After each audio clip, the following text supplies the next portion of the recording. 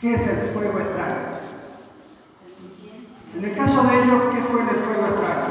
No usaban el fuego que Dios había encendido en el altar para el incienso, y entonces usaron un fuego común. Y en el sentido espiritual, ¿qué sería el fuego extraño?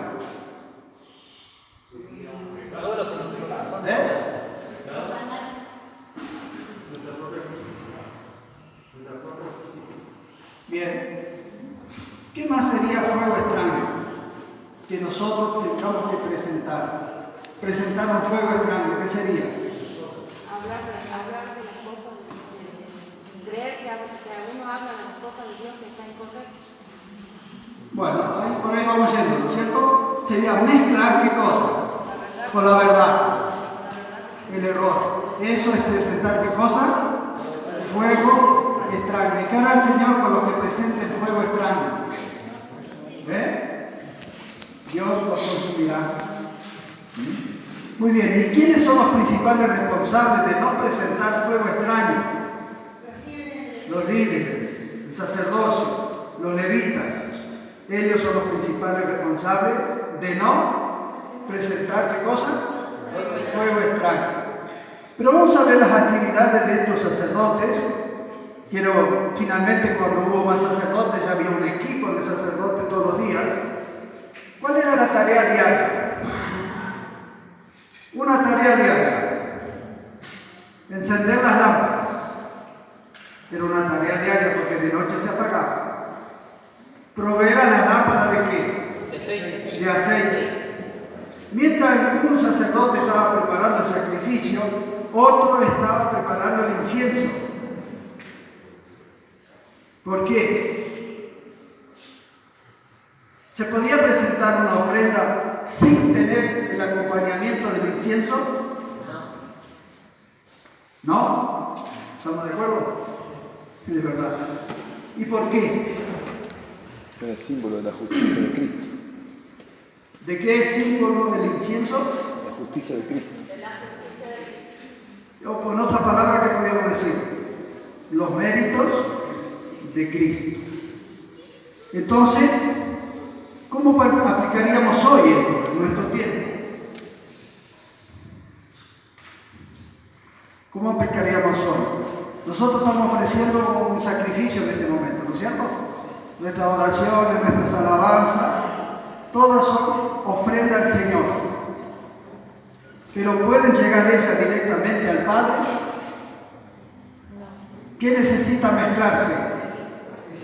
El incienso, los méritos de Cristo, todas nuestras buenas obras, todas nuestras devociones.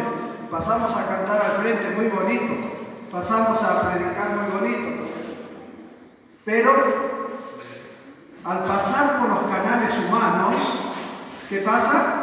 Por sincero que sea lo que hagamos, por sincera que sea nuestra fe, por sincero que sea nuestra obediencia, por sincero que hagamos todo, por pasar por los canales humanos, no puede llegar a Dios. ¿Qué necesita unirse? Los méritos. El incienso debe ser mezclado para que entonces sí pueda ser acepto a los ojos del Señor, ¿no? Entonces Apocalipsis hay un texto que dice que se le dio a un ángel, ¿qué cosa? Incienso, para que la uniera, ¿qué cosa? A las oraciones de los santos. Muchos se confunden y creen que la oración es el incienso. No, la oración no es el incienso. El incienso es lo que se añade a la oración. Podemos encontrar ese versículo. A ver, nosotros somos todos versados en la Biblia. En un ratito encontramos todo, ¿no? Apocalipsis. A ver, Apocalipsis, ¿cuánto es? 7:14. Y se le dio un incensario. A ver, rapidito.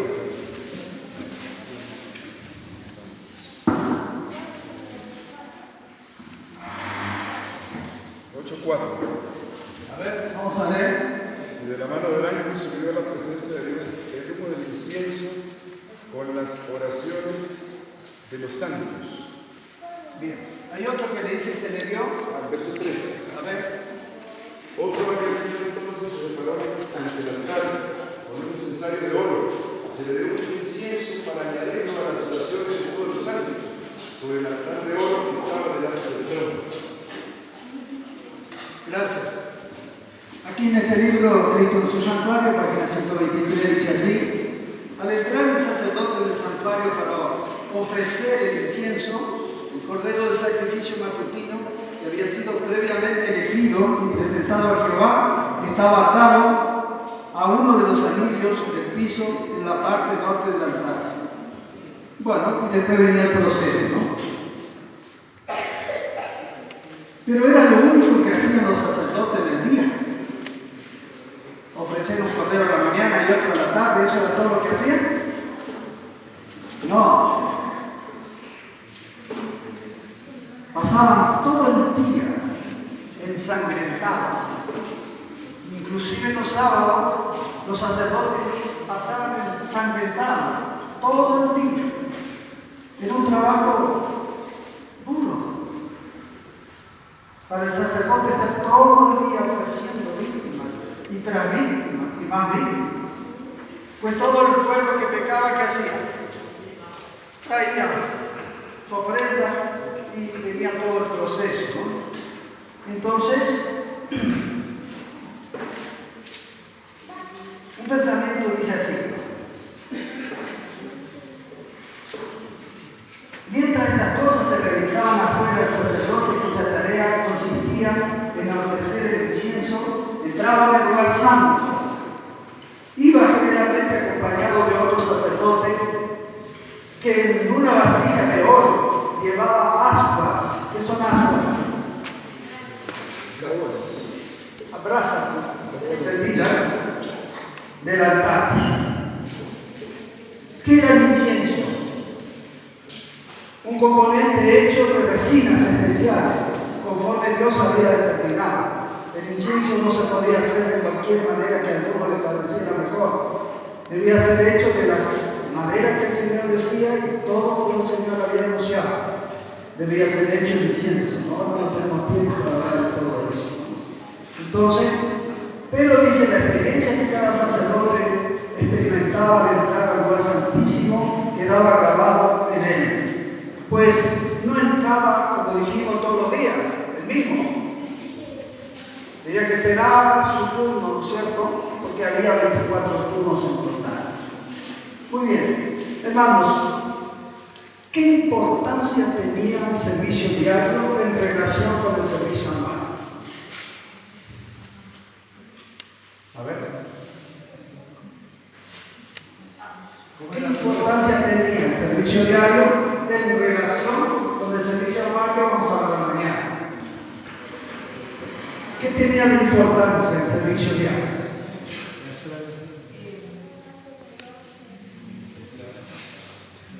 Para que el servicio anual me pueda beneficiar a mí, yo tengo que estar en conexión con el servicio diario. Porque lo importante del servicio diario, queridos hermanos, no era solo lo que el sacerdote hacía por el pueblo, sino lo que la persona hacía también. ¿Cuál era la disposición de la persona hacia lo que el sacerdote estaba haciendo por él? Esto también era muy importante. Porque no es solo importante lo que Cristo hace con nosotros, que también es importante. ¿Qué conexión tenemos nosotros con Cristo mientras Él está intercediendo, no? ¿O será que el pecador traía el corderito y se iba a hacer otra cosa mientras el sacerdote se lo hacía el servicio y él estaba en otra cosa? ¿Así era? No. El penitente tenía que estar en conexión con lo que el sacerdote estaba haciendo para poder ser beneficiado, ¿no? ¿Y por qué es importante el servicio diario en relación con el servicio anual?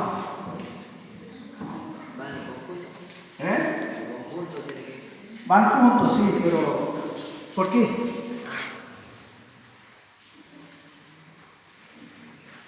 ¿Qué tendría que ver el servicio diario con mi persona en relación con el servicio anual?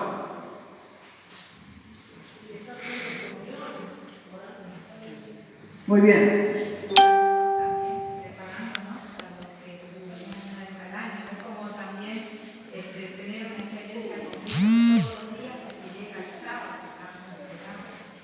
que el servicio anual tenía que hacer una expiación total de todo el año.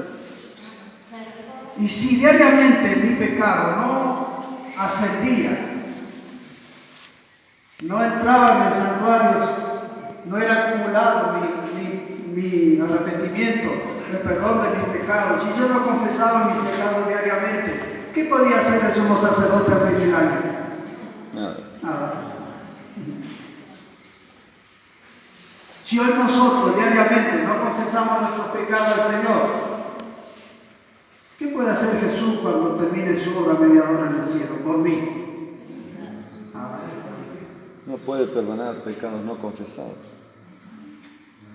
¿Sabe cuál es el pecado que no tiene perdón? Usted va a decir el Espíritu Santo, pero no es eso. Solo hay un pecado que no se puede perdonar.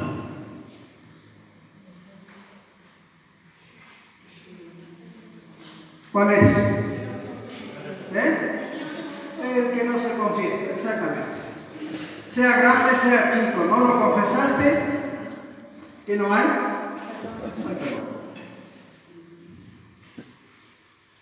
¿Qué necesitamos hacer para que nuestros pecados todos los días vayan allá? Mejor que no vayan, ¿no es cierto? No, a veces creemos que tenemos que pegar todos los días para que vayan, ¿no? ¿Es eso? ¿Qué dice el apóstol Juan? Primera de Juan 2:1. ¿Cuál es el ideal? Hijito mío, lo mejor que puedes hacer, los niños, jóvenes, todos, lo mejor ¿cuál es? No pecar. Pero, ¿sí qué? ¿Qué dice Juan? Si pecáramos, ¿qué tenemos? ¿Qué dice en Romanos 6:1? Pablo hace una pregunta en Romanos 6:1. ¿Cuál es la pregunta? ¿Sí? ¿Perseveraremos en el pecado para que la gracia abunde? ¿Cuál era la respuesta? No.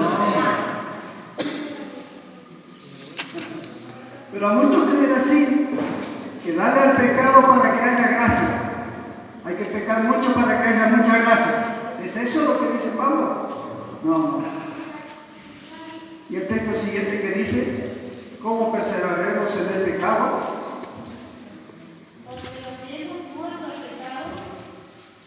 ¿Cómo? Así que, ¿dónde estaba la importancia del servicio diario y mi relación con el servicio diario? ¿Dónde estaba la importancia entonces? En que si yo quería tener un beneficio en el día de la expiación, ¿qué tengo que hacer diariamente?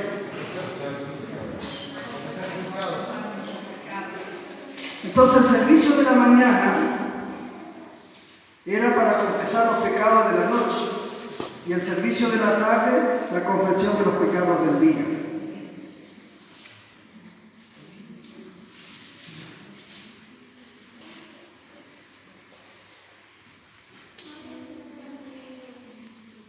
Sería bueno lo que dice el apóstol Pablo. Mejor dice, hijito mío, ¿no? Mejor no. Pero si pecamos, tenemos un abogado. Entonces, hay un pensamiento inspirado que dice así: cuando somos convencidos por el Espíritu Santo, en San Juan, capítulo 16, verso 8, que dice, ¿qué hace el Espíritu Santo? Convence de pecado. Cuando el Espíritu Santo nos convenció de pecado, ¿qué es lo que tenemos que hacer inmediato? No, lo voy a dejar ahí mañana, quizás mañana pasado, ¿no? Y en ese párrafo dice así, que nosotros tenemos que ganar a Satanás por medio de la confesión. Porque si nosotros no lo confesamos, él lo va a llevar. ¿Y qué es mejor? ¿Que lo lleve Satanás o que lo llevemos nosotros a través de la confesión? Le tenemos que ganar a Satanás, ¿cierto? Porque si no, él va a ir. ¿Y qué va a hacer? ¿Y qué dice Apocalipsis 12:12? ¿No? ¿Cuál es que dice que? 9:12. 9:12, ¿qué dice ahí? No, 12:9. Dice que es el acusador de los hermanos. ¿Qué es Satanás? El acusador. En Zacarías tenemos la experiencia del sumo sacerdote Josué. ¿Dónde está eso? A ver. 13. 3. Muy bien. Entonces acá estaba Zacarías, acá estaba Cristo, acá estaba Satanás. 12:10. ¿De Zacarías? Apocalipsis 12:10. A 12:10 de Apocalipsis. El acusador de los hermanos. La experiencia de Zacarías, dice el Espíritu Profecía, la experiencia de todos nosotros de todos los días. Por un lado, ¿quién está? ¿Qué está haciendo? Y del otro lado, Cristo. Y en el medio, el sumo sacerdote.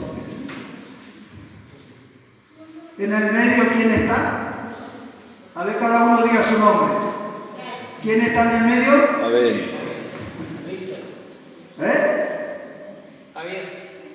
¿Quién está en el medio? Abel. Cada uno su nombre. Esta es la experiencia que nos toca vivir todos los días nosotros. Pero ahí estaba Josué. ¿Cómo estaba Josué? Arrepentido, confesando su pecado. ¿Y cuál fue la orden que dio Jesús? Cambiarle la ¿Qué cosa? vestiduras.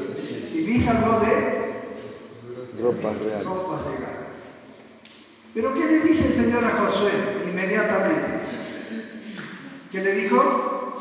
Mira que he quitado tu pecado. O sea, en otra palabra, ¿qué le dijo? Cuídate de no manchar de nuevo tu ropa, ¿no? Mira que he quitado de ti tu pecado. Así que ten cuidado. Diariamente los pecados eran transferidos al santuario, pero no eran inmediatamente borrados. ¿Cuándo eran borrados? Definitivamente. El fin del año. ¿Cuándo? ¿Por qué? ¿Por qué si el Señor perdonó el pecado, por qué no lo quitaba inmediatamente? Tenía que esperar hasta el fin del año para ser borrado. ¿Por qué?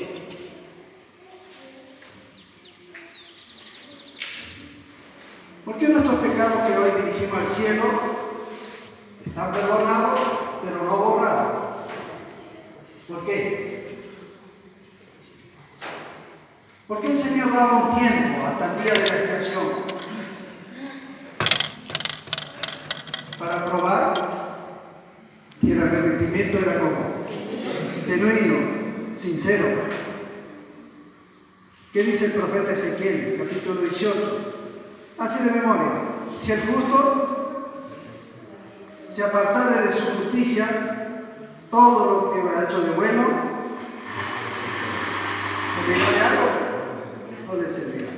Pero un poquito más abajo que dice, mas si el impío que hiciere se apartare de su impiedad, ¿morirá él? Pregunta. Dice ciertamente, no morirá. Queridos hermanos, después vamos a hablar un poquito de la expiación. En este momento hay personas que pueden pasar del libro de la muerte al libro de la vida.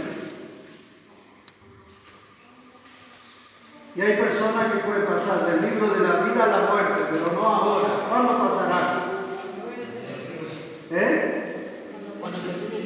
Cuando termine el juicio, correcto. Así que durante el juicio, los impíos pueden pasar del libro del pecado para el libro de la vida. Pero los que salgan del libro de la vida para el libro del pecado lo harán recién ¿cuándo? ¿Cuándo será hecho? Cuando termine el juicio.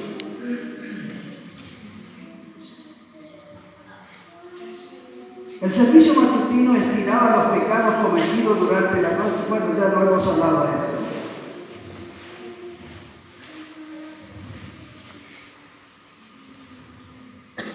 ¿Qué más representa para nosotros hoy día el servicio matutino y vespertino. ¿Qué nos representa? Que muchas veces no se hace en casa. Los cultos familiares. El hermano Juan dice, en el altar de la familia. ¿Qué debe hacer el padre como sacerdote? ¿Qué tiene que hacer el padre? Antes de hacer el culto, reúne a su familia.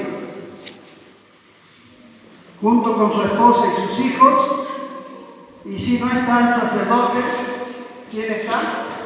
La madre. ¿Qué tiene que hacer? Hermanos, el Espíritu Profecía dice así: ¿por qué los hijos se muestran tan irreverentes en los cultos de oración, en los cultos de iglesia?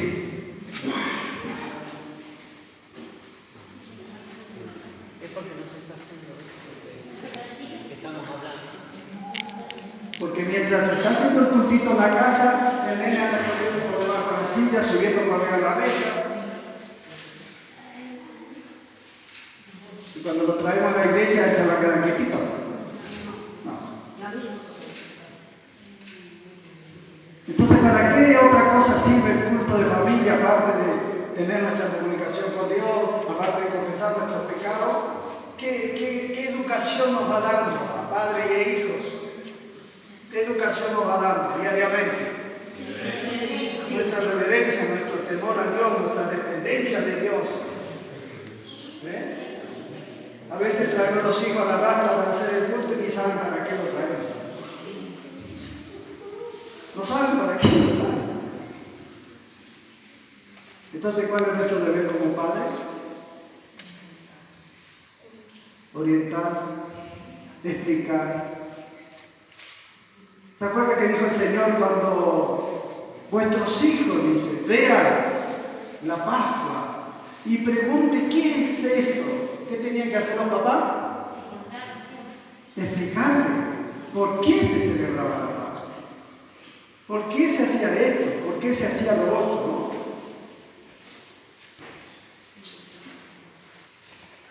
¿No? Vamos a hacer un pequeño resumen de lo importante de este servicio. No quiero que nadie levante la mano, pero ¿cuánto estamos haciendo los cultos diarios en nuestro hogar? No quiero manos levantadas.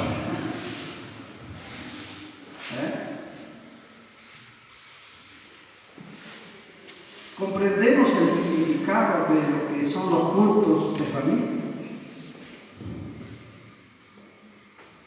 ¿Sabe qué dice el testimonio? Un poco duro, pero dice el testimonio.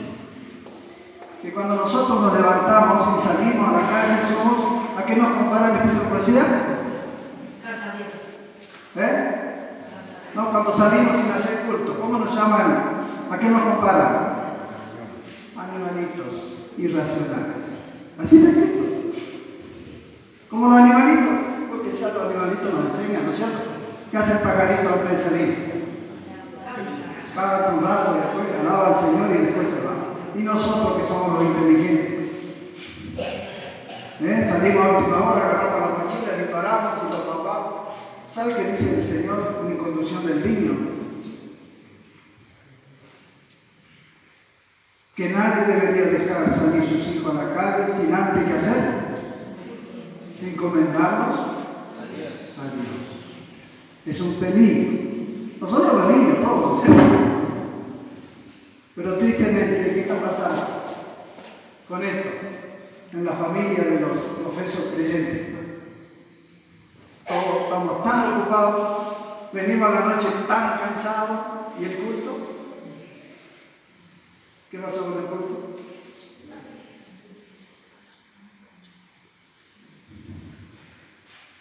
¿Qué necesitamos restaurar entonces en cada familia? El altar. ¿Qué hacía Abraham cuando llegaba al lugar antes de construir su casita, su tienda? ¿Qué hacía? Primero el altar. Y cuando él se iba, ¿qué quedaba? Y cuando alguien pasaba y miraba eso, ¿qué decía?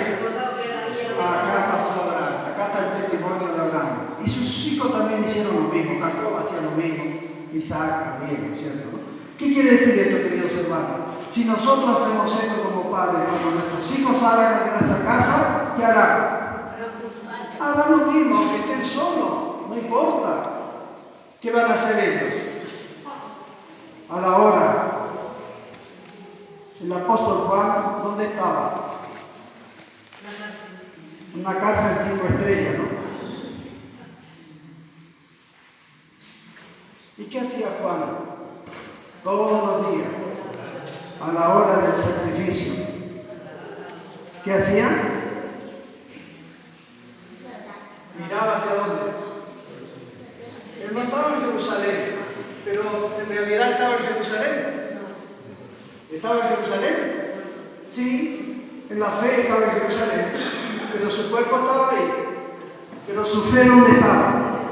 Allá en Jerusalén, porque él sabía que a ese horario que estaba pasando allá. Bueno, ya en ese tiempo no se celebraba, pero los cultos sí.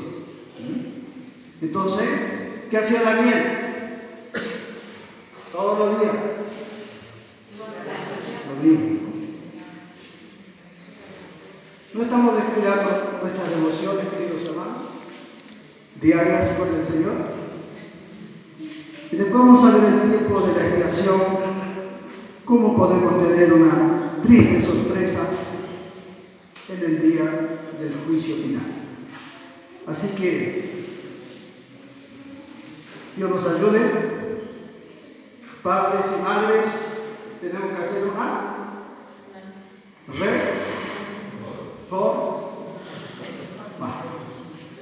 ¿Qué profecía hay en Malaquía con respecto al hogar, los padres? ¿Se acuerdan? Los postreros días vendrá ¿quién? Elías. Elías no va a venir, pero ¿qué va a venir de Elías? El espíritu de Elías. ¿Y qué hará? Eso se llama una hora de qué? De reforma o restauración. Pero el Espíritu Santo nos va a obligar a todos a hacerlo. ¿Será que nos va a obligar? No, no nos va a obligar. Lo que sintamos su influencia, vamos a hacerlo. Termino diciendo lo siguiente. Día tras día, durante todo el año, los pecados eran transferidos al santuario y naturalmente, ¿qué hacían los pecados con el santuario? Lo contaminaban. Por lo tanto, era necesario cada año hacer ¿qué cosa? La expiación. Pero eso va a ser un tema para mañana. Así que, bueno, ¿qué hemos aprendido esta noche, queridos hermanos? Vamos a hacer un pequeño examen. Y yo me voy, no sé si ustedes aprendieron algo, todavía no les enseñé nada. Los pecados son confesados de corazón y no son perdonados. Y que el culto hay que hacerlo en el hogar. Muy bien. A ver, ¿qué más aprendimos?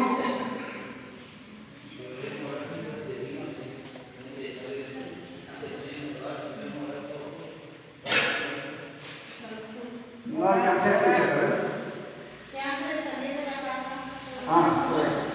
de volver a la casa también, para juntos. Bien. Hay algunos hermanos que toman con un papelito ahí en la puerta. ¿No? ¿Oraste antes de salir? Ayuda, ¿no es cierto? Pero no debería estar papelito. No hace falta. Por ahí ayuda, ¿no? ¿Dónde debe estar el papelito? Acá.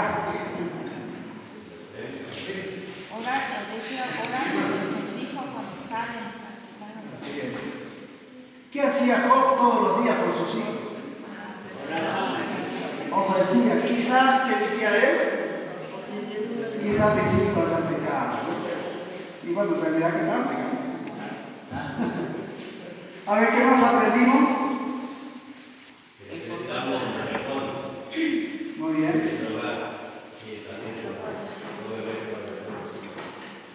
El del santuario, que era por día y por año. Había 2 servicios, ¿no es cierto? El diario y el anual. Entonces, hermanos, si queremos que cuando Jesús trate nuestro caso, si hoy nuestro nombre asciende al tribunal, ¿qué necesitamos tener allá? Todos nuestros pecados confesados. Todos nuestros pecados, ¿cómo? Confesados. cesados y abandonados. ¿No? ¿Está bien? Muy bien. Dios nos bendiga y podamos hacer realidad esto en nuestras vidas. Amén.